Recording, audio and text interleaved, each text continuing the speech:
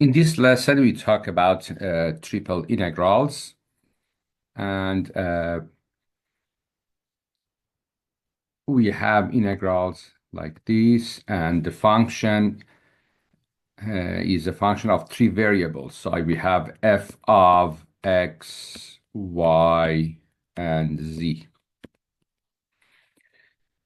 So the region that we have, let me call that region D, is a three-dimensional region.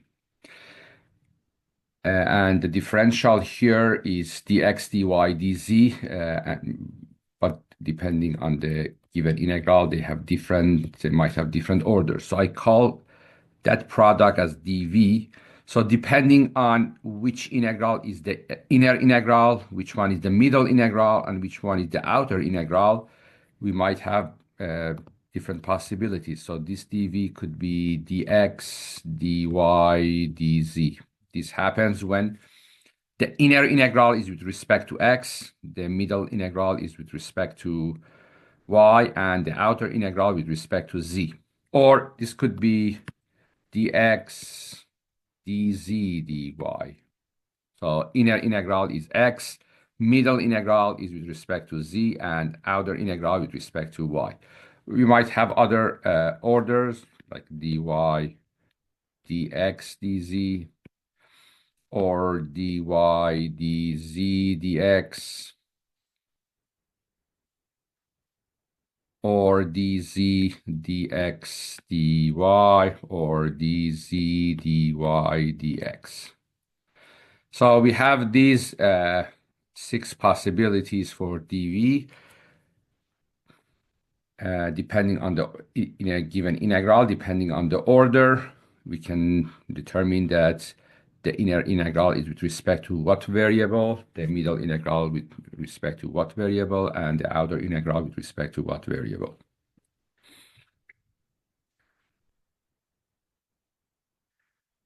Okay, and in this lesson, we consider the case that this region D consists of, so let me go to the next slide. So this region D is like x's between two constant values, y between two constant values, and z is between two constant values.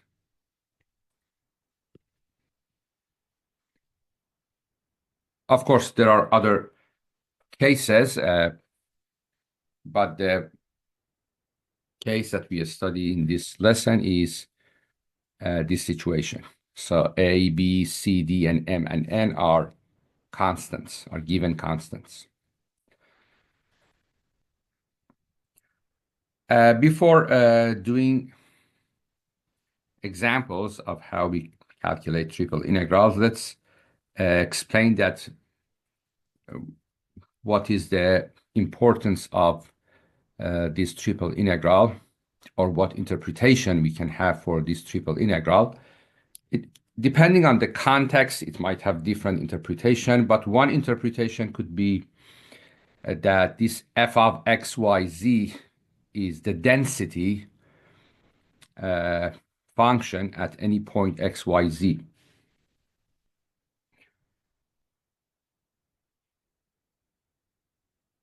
So we have a three-dimensional object at any point x, y, z. It has a density which is determined by the function f of x, y, z. So from point to point, we might have different densities. So in some point, we have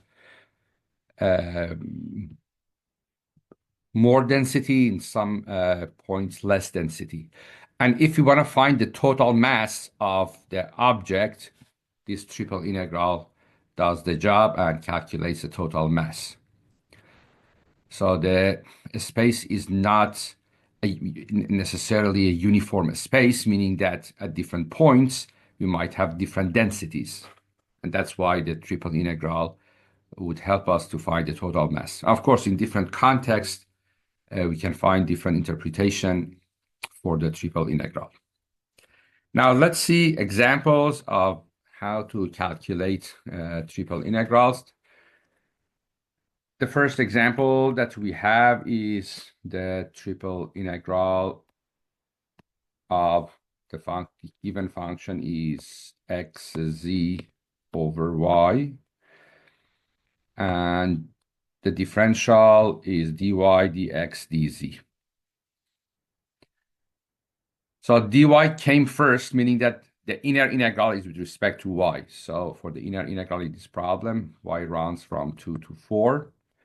And the second integral, or the middle integral, is with respect to x. In this problem, the given limits of the integral are 0 and 2. And the outer integral is with respect to z. In this problem, it's given from 0 to 8. And at the end, I want to find the value of this triple integral, and I want an exact value.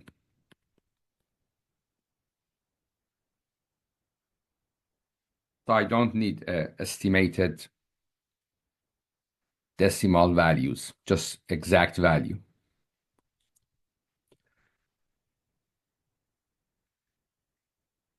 Okay, so in this problem, let me rewrite that on the next page. The inner integral is with respect to y, so I can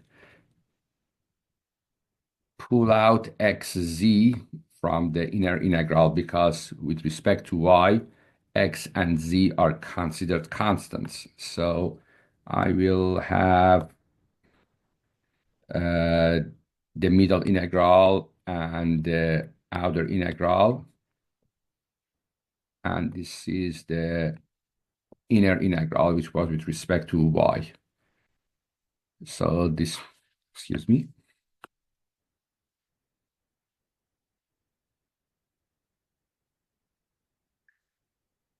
I pulled out x times z from the inner integral. So the inner integral is going to be the integral from 2 to 4 of 1 over z dz. The middle integral was with respect to x, and x runs from 0 to 2, and what z runs from 0 to 8. For the inner integral, antiderivative of 1 over z is ln of absolute value of z, but since the interval is from 2 to 4, and from 2 to 4 there is no negative number, I don't need to put absolute value. So it should be evaluated at these endpoints, and I should do the subtraction. So ln of 4 minus ln of 2. Using the simple properties of logarithms, the difference of two logarithms is the logarithm of the quotient, right? So this is ln of 4 over 2. 4 over 2 is 2, which is ln of 2. As an exact value, I can't do anything about ln of 2. Of course, if it was, say, ln of e, I know that ln of e is 1. I can simplify that. But ln of 2, I can't do anything about that, so I can keep it as it is. And since with respect to the middle integral and outer integral, it's a constant, I can pull that out. So this is going to be equal to ln of 2 comes out.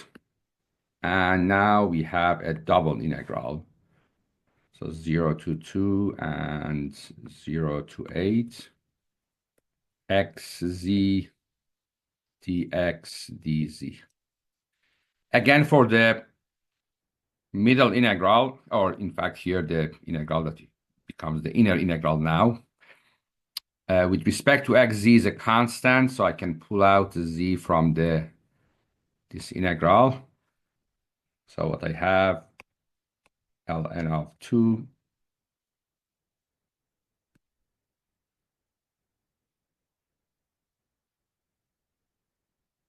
the integral from 0 to 2 of x dx, and here I have dz.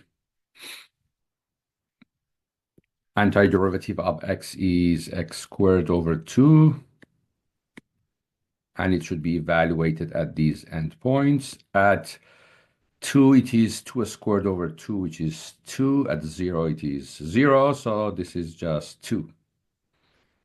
And 2 is a constant with respect to the outer integral, and it can be pulled out. So what I have so far is 2 ln of 2, and then the integral from 0 to 8 of z dz. Now, antiderivative of z is z squared over 2 should be evaluated at these endpoints. At 8, it is 8 squared over 2. 64 over 2 is 32. At 0, it is 0 squared over 2, which is 0. So 32 minus 0 is 32. So the value of this integral is 32 times 2 ln of 2. 32 times 2 is 64. So the final answer is 64 times ln of 2. So this is the exact value of this integral. So the answer is 64 times ln of 2.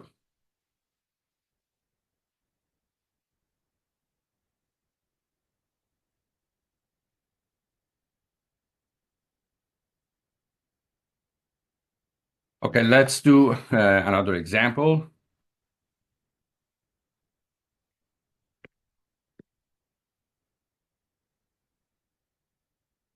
In the next example, we have this triple integral.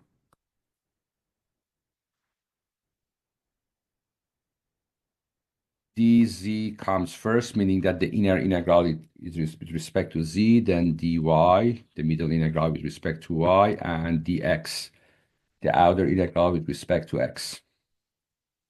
And the function is z times cosine of 2x times cosine of pi y. Cosine of pi y. Let me move this dz a little bit to the right.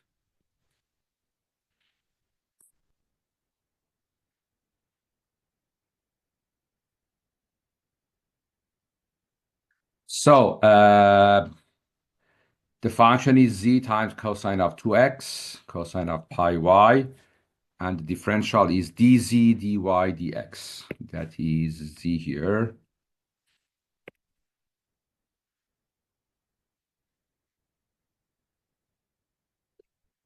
The inner integral with respect to z, so these limits 2 and 4 are for z.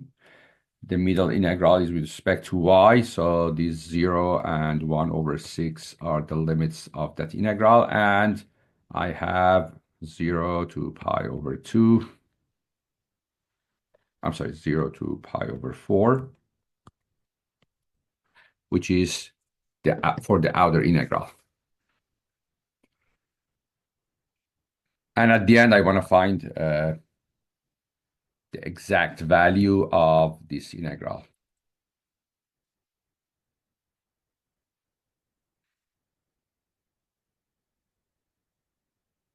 Okay. First of all, with respect to the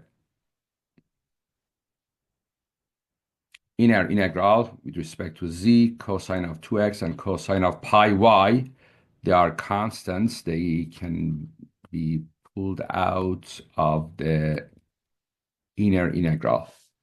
So what I have is going to be the integral from 0 to pi over 4,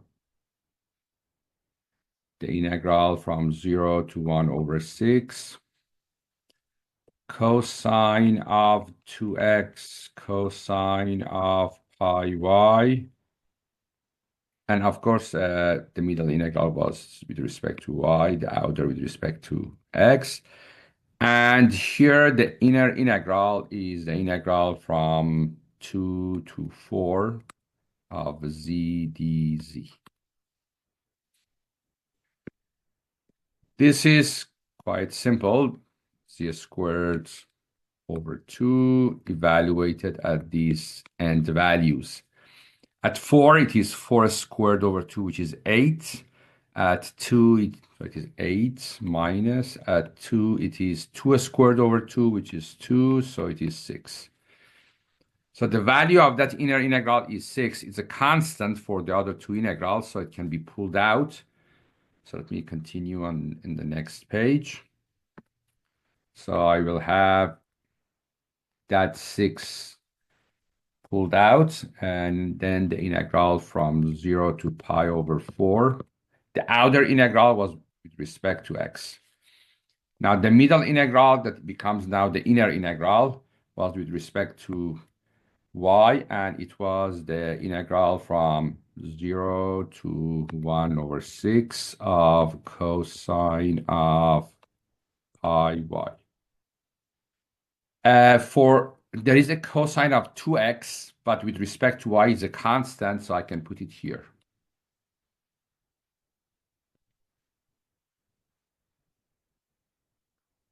So with respect to y, cosine of 2x is a constant, so I pulled that out from this inner integral. Now let's focus on this inner integral.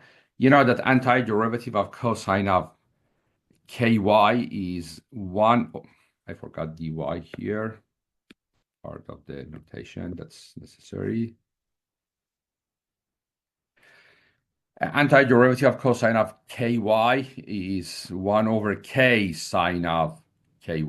In this situation, that k is pi. So antiderivative of cosine of pi y is 1 over pi sine of pi y. It should be evaluated at these endpoints. So 1 over pi. Now this function sine of pi y at 1 over 6 is sine of pi over 6. At 0, sine of pi times 0, which is sine of 0. You know that pi over 6 is one of the common angles or popular angles, as some they call. And sine of pi over 6, as you know, is 1/2, and sine of 0 is 0. So the inner integral that we got up to this point is going to be 1 over pi times 1 over 2, 1 over 2 pi. So I can pull out 1 over 2 pi from the whole thing because it's a constant. So I will have 6 over 2 pi. And of course, at the end, I'll simplify my answer. And the remaining things, the integral from 0 to pi, the integral from 0 to pi over 4 of this remaining function, cosine of 2x dx.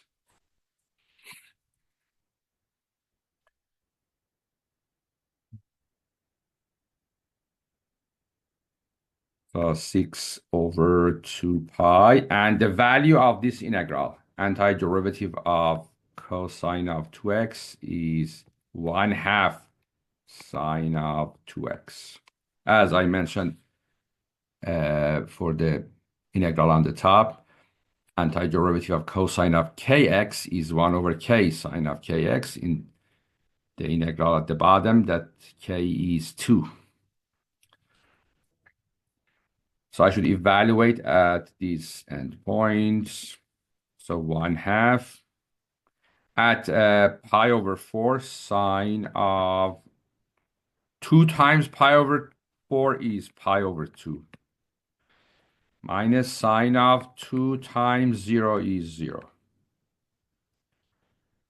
Sine of pi over 2 is 1, and sine of 0 is 0. So this integral,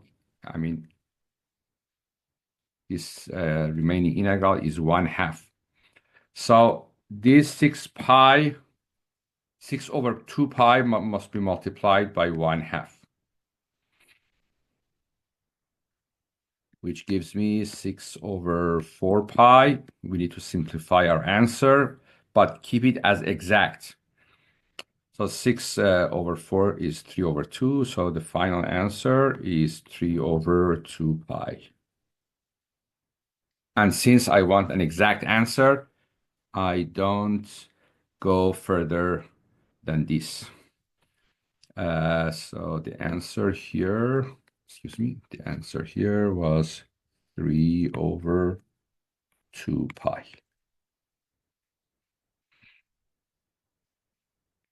And here is the work that we got to this value for the integral.